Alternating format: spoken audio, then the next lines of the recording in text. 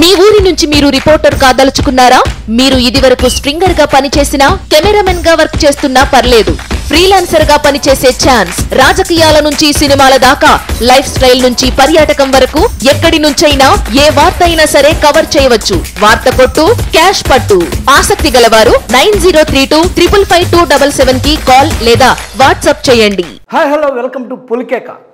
ఇప్పుడు ఏంటంటే కీరవాణి ఒక కామెంట్ చేశాడు. మెయిన్గా జీవితంలో ఒక్కరోజైనా రామోజీరావు లాగా బతకాలని తన భార్య అనింది. నాకు ఆస్కార్ వెలుగు గతంలో తెలియకపోయేది.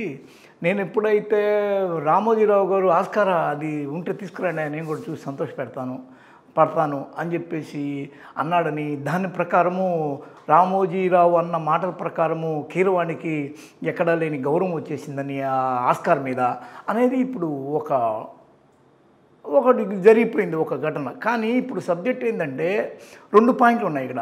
ఒక పాయింట్ ఏంటంటే ఇదే ఏపీలో సిఐడి కొన్ని కేసులు పెట్టి రామోజీని విచారిస్తుంది. దేని విషయంలో అంటే మార్గదర్శి విషయంలో. మార్గదర్శి మీద ఉన్న కంప్లైంట్లు, కేసులు ఏంటి అనేది ఒక సబ్జెక్ట్, పెద్ద సబ్జెక్టు.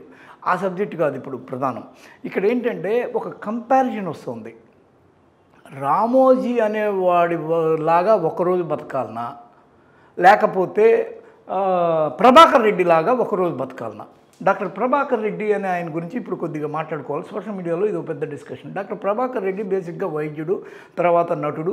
సుమారు 500 సినిమాల్లో నటించాడు వివిధ పాత్రల్లో. ఒకవైపు వైద్యం చేసుకుంటూ, ఇంకోవైపు ఇట్లాగా నటనలు చేసుకుంటూ చాలా గొప్ప వర్సటైల్ ఆర్టిస్ట్గా ఆ రోజుల్లో విలన్ పాత్రని చిరంజీవి సినిమాలు, ఇంకా చాలా సినిమాల్లో అద్భుతమైన నటన ప్రదర్శించిన వ్యక్తిగా ఈయనకి చాలా పేరుంది.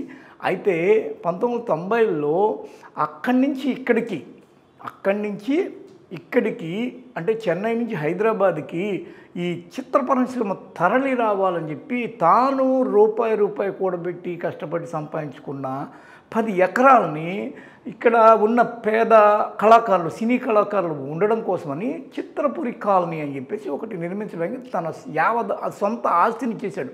ఆయనకు మళ్ళీ ముగ్గురు కూతుళ్ళ తండ్రి ఆయన. అలాంటి ఒక పెద్ద మనిషి ఈ విధంగా చిత్రపురి కాలనీకి తన 10 ఎకరాల ఆస్తి, ఈరోజు కొన్ని కోట్ల రూపాయల విలువది. ఎన్ని కోట్లు ఉంటాయంటే పిచ్చి లేచిపోద్ది ఆ సౌండ్ వింటేనే. అక్కడ ఒక గజమే 1,00,000 ఉంటుందేమో.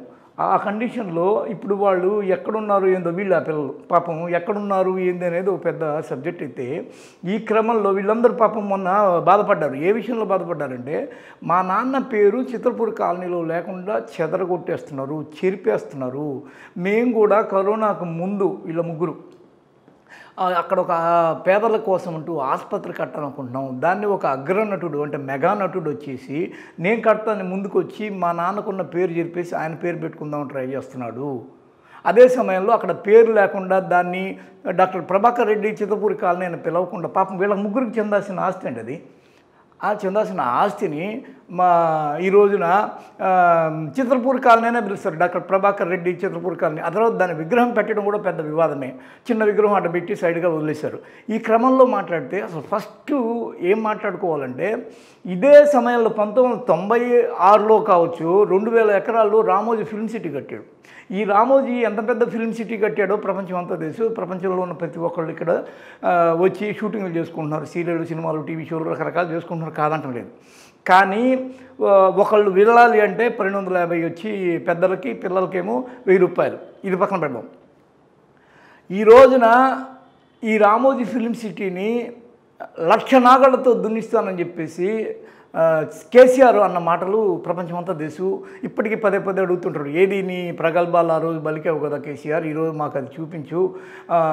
తెలంగాణ సినిమా తెచ్చేస్తా అన్నావు, రామోజీ ఫిల్మ్ సిటీని 1,00,000 నాగళ్లతో దున్నుతా అన్నావు, ఏది అని చెప్పేసి అడుగుతున్న పరిస్థితులు తెలంగాణ ఉద్యమకారులు ఇప్పటికీ ప్రశ్నిస్తున్న విధంగా అనిపిస్తుంటే, ఈ రోజున ఈయన ఏమన్నాడు అంటే, ఒక్క రోజున అయినా రామోజీరావు లాగా బతకాలి అంటాడు.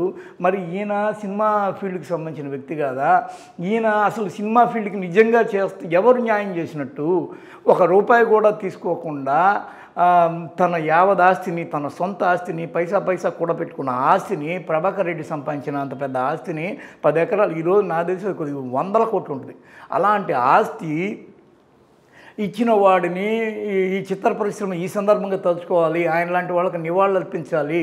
ఈరోజు రామోజీ, ప్రేమ్ రక్షిత్ లాంటి వాళ్ళ వల్లే నాకు ఆస్కారు వచ్చింది, నాదేం లేదు, నేను పోయి కీలుబొమ్మలాగా తీసుకొని వచ్చాను, పోయి పొమ్మంటే వచ్చాను, దాని మీద కూడా నాకు పెద్ద ఇది లేదు, నేను ఉత్థాన పతనాలు ఎన్నో చూశాను, నేను ఋషిని, నేను అదిని, నేను ఇదిని అని చాలా చెప్పుకున్నాడు ఇదే కార్యక్రమంలో కీరవాణి గారు. ఒక ప్రశ్న, నిజంగా రామోజీలాగా జనం దగ్గర ఉన్న డబ్బులంతా తీసుకుంటూ రైతుల దగ్గర నుంచి కొల్లగొట్టిన, ఇప్పుడు రైతుల నుంచి కొల్లగొట్టిన అని అన్ని దానికి ఆధారం లేకపోతే కేసీఆర్ అంత పెద్ద మాట ఎందుకంటాడు, 1,00,000 నాగలతో దున్నిస్తాను, అది ఈరోజు దున్నించకపోవచ్చు కాక.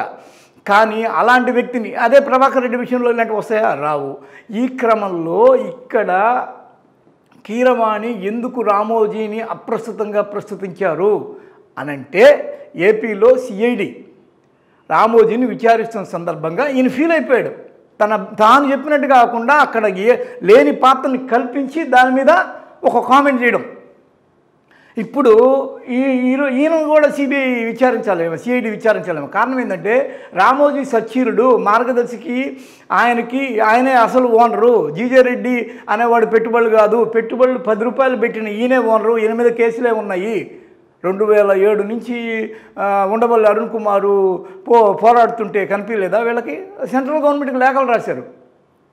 వాళ్ళు మీ దగ్గర రామోజీ ఫిలిం సిటీ, రామోజీ మార్గదర్శికి, రామోజీ ఈనాడుకి, రామోజీ అన్నదాతకి ఓనర్ ఆయనే, ఆయన దీనిలో ఏ తప్పులు చేయలేదు. ఒక దేశద్రోహి అనేవాడు ఈ రోజున పెట్టిన పెట్టుబడులుగా ముద్ర ఉన్న ఒక పెట్టుబడులు పెట్టుకొని మార్గదర్శి నడుపుతున్నావు నువ్వు. మరి అలాంటప్పుడు ఆ పెట్టుబడులు బయటికి తీయాలి కదా, అది జప్తు చేయాలి కదా గవర్నమెంటు. 10 రూపాయలే నీ పెట్టుబడి. శైలజకు ఉన్నది 100 షేర్లే, మిగిలిన షేర్లన్నీ ఎవరివి?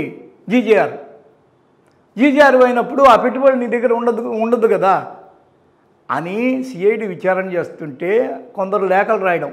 ఇది అకారణంగా జగన్మోహన్ రెడ్డి గవర్నమెంట్ మీద ఈయన వ్యతిరేక వార్తలు రాస్తున్న సందర్భంగా అక్కడ ఆయన మీద సిఐడి లేనిపోయిన కేసులు పెట్టి విచారిస్తుందంటే, మీ దగ్గర రామోజీ సచ్చీలుడు అనే దానికి సర్టిఫికేట్లు ఏమైనా ఉన్నాయా, ఆధారాలు ఏమైనా ఉన్నాయా, మీ దగ్గర ఏమన్నా ఆధారాలు ఉంటే చెప్పండి అని సిఐడి మళ్ళీ వాళ్ళకి శ్రీముఖాలు పంపించింది, అంటే నోటీసులు పంపించింది.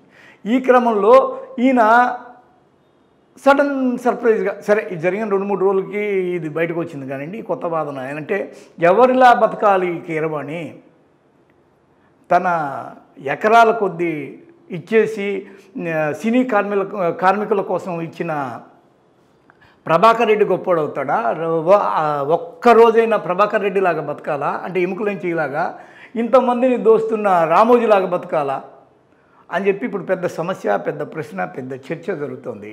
మరి దీన్ని ఎంతమంది డీకోడ్ చేయదలుచుకుంటారో వాళ్ళు డీకోడ్ చేయొచ్చు, దానికి సమాధానం ఎవరన్నా పెట్టాలనుకుంటే పెట్టవచ్చు. ఈ వాదన కరెక్ట్ కాదు చెప్పాలనుకుంటే చెప్పవచ్చు. హాయ్ ఫ్రెండ్స్, మా టుడే టుమారో యూట్యూబ్ ఛానల్ చూస్తున్నందుకు చాలా థ్యాంక్స్.